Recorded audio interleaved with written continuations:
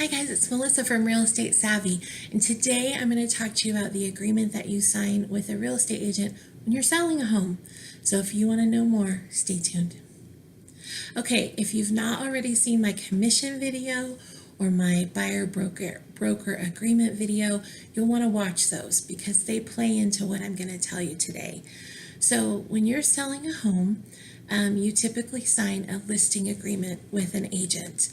Just like you sign, if you're buying a home, a broker agreement with an agent. Both agreements are with the brokerage that agent works with, not the agent themselves. So that's an important distinction because that can help you if you run into problems later. Okay, so when you're listing your home, the agent's going to determine what they think a fair price is. You're going to talk about that, come up with that. All of that, which we will talk about later. But then you get down to the nitty-gritty of signing the paperwork. So you as the seller typically pay both sides. You pay the buyer's agent and you pay your agent for listing and selling the home for you. So in that document that you're signing with the listing agent, you are agreeing and committing to how much you will pay each side. Now, if you watched my commission video, you will know that agents want typically 3%, but there is no requirement that they have that. Everything is negotiable, and there are brokerages out there that agents work for that will take less. There are brokerages that agents work for example, I'm affiliated with a brokerage where I have to pay a flat fee if I sell a home, or if no matter what side I'm on, I pay a flat fee, and then anything else above that is mine. So let's say my flat fee was $1,000. If I'm collecting a 3% commission on a $400,000 house, let's say, what is that? 12 grand? I pay $1,000 to my brokerage, and I keep 11 grand. Now, I don't know if my math is correct on that, but I'm just giving you the example. My expense to my brokerage is a flat fee of $1,000, and I keep everything else for myself. So you're specifying in this document how much you're going to pay the agent. You can find out online most of the time if your agent pays a flat fee to their brokerage, or you can ask them, do you have to pay a percentage? Does a percentage of this transaction go to the broker? Like, let's say you designate that you're going to pay 3% on the selling side, and your agent has an agreement with their broker that out of that 3%, the broker gets 1%. Well, you want to know that because your agent may not have much room that they want to negotiate on the commission.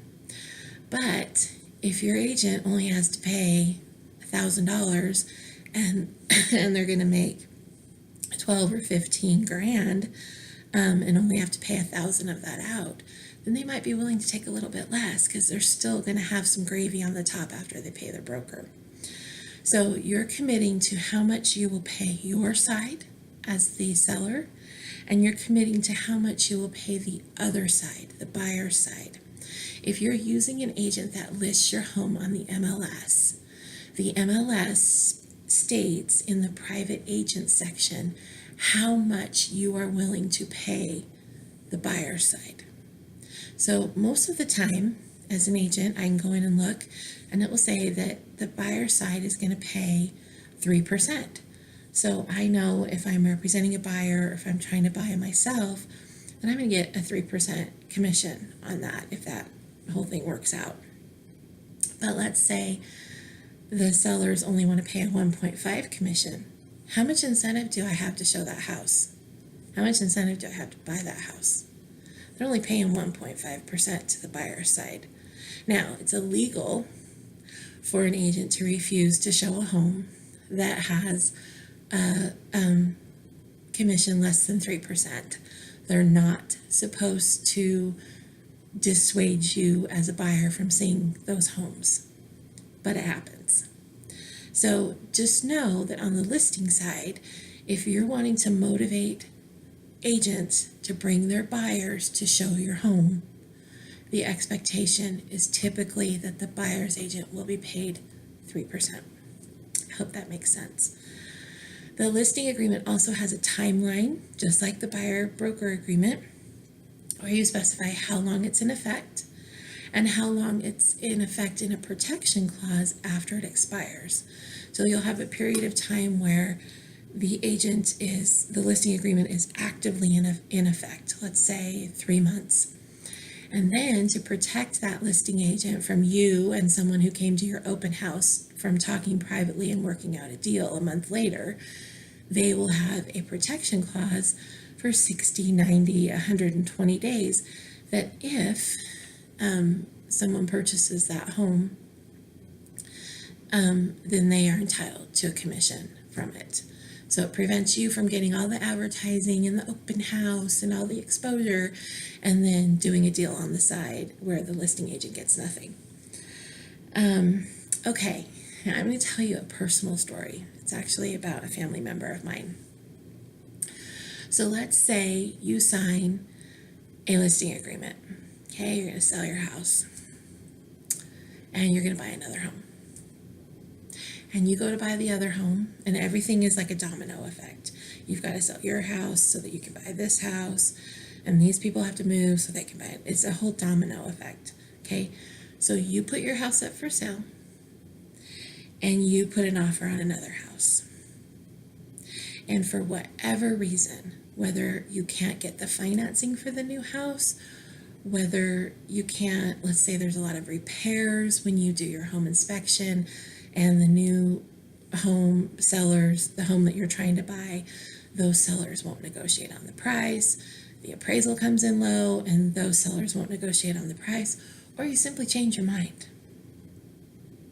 You can still owe your listing agent, even if you back out, a commission. So in the case of my family member, they had a situation where they were doing that very thing. They were selling their home, trying to buy a new home. They had to sell their home in order to buy the new home. Okay, you with me? So it comes down to 3 days before they're supposed to close on their new home. They've got a buyer in place for their home that they're selling, and 3 days before they're supposed to close on their new home. And all of a sudden, somebody decides to notice that they can't qualify for a loan on the new home. At least they can't qualify for the type of loan that they were trying to get. Now, why that wasn't discovered earlier, I don't know. But 3 days before, they find out they can't get a loan on the house that they're trying to buy. And they've got a buyer over here ready to buy the house that they're trying to sell. So what's going to happen to them? If they sell this house, they have nowhere to go because they can't buy this one. So they would be homeless or have to go into an apartment. So this person came to me and said, what do I do? I can't get a loan on this home. So we went through and we read the real estate purchase contract, which I will have a whole video on that. It does vary from state to state, but the general premise is the same. We read what the consequences would be, how much they'd have to pay this person, how much they'd have to pay this side for backing out. And then we read the listing agreement and how much they would have to pay the agent that helped them try to sell their home, despite the fact that they weren't going to sell their home. So this family member knew, I'm going to have to pay X over here, I'm going to have to pay this over here, but at least I'm going to have a home to live in. So they made the phone call to their listing agent and they said, it's not going to happen because I can't do this. I can't move here because I can't get a loan. And if I sell here, I'm homeless. Well, that listing agent, bless their heart, don't have a lot of respect for them, sorry, worked for a flat rate brokerage where they only had to pay like $500 or $700 to their broker. But by golly, they told my family member that they were going to have to pay the full $15,000 commission to them because their broker was going to require that.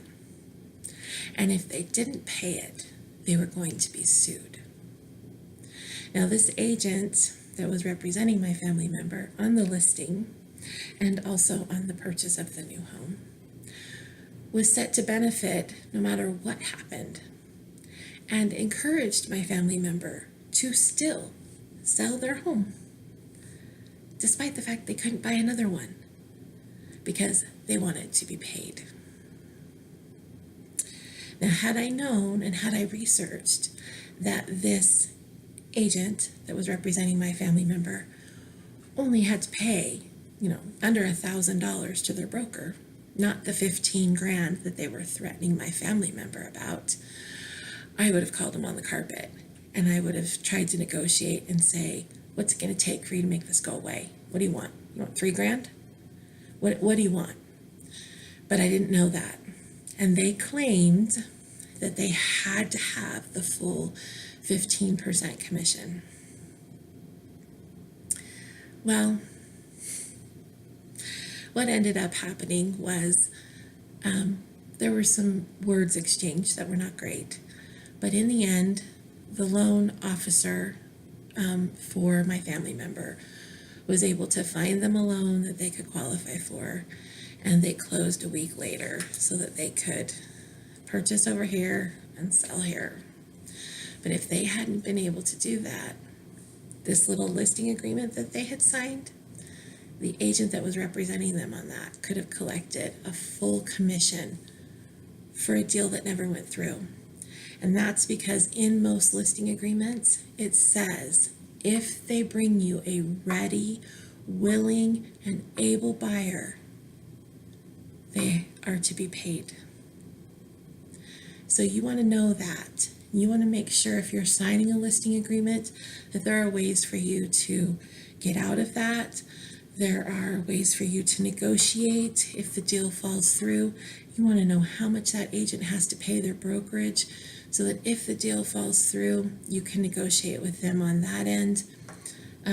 It's a big deal to sign either a buyer broker agreement, but especially a listing agreement, because you're agreeing to pay both sides whether or not the transaction goes through. So I know that was a lot of information. I hope I explained it so that you understand. If not, please let me know down below and I'll try to revise this video so it's not so long. But the listing agreement out of the 2 agreements that you sign is the one that keeps you on the hook to pay an agent the most. So you want to make sure you understand it. You want to make sure that you want to work with that agent, and you want to make sure you understand the timelines and everything involved in it before you sign it. So I hope that helps. If you like these kinds of videos, please leave me a thumbs up and subscribe to my channel. Sorry, I have more videos coming that you will want to see. And until next time, be savvy in your real estate.